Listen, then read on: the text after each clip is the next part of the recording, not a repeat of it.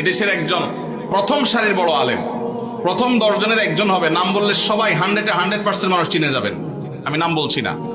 ওনার ছেলে মদিনা ইউনিভার্সিটিতে তখন পড়ে। আমাকে বলেছিল ব্যক্তিগতভাবে, ভাই আল্লাহ আমাকে আলেম বানিয়েছেন, মাদ্রাসা পড়িয়েছেন, ইউনিভার্সিটিতে পড়ালেখা করে অনার্স করেছি। আমি ছাত্র বা শৈশবে ছোট জীবনে মসজিদ থেকে ধমক খাইছি এক মুরব্বীর। আমি মরণ পর্যন্ত ভুলবো না আমার মনে কতটা আঘাত সেটা এঁকে দিয়েছে। বহু ধমক জীবনে খেয়েছি, কিন্তু ওই ধমকটা ভুলবো না।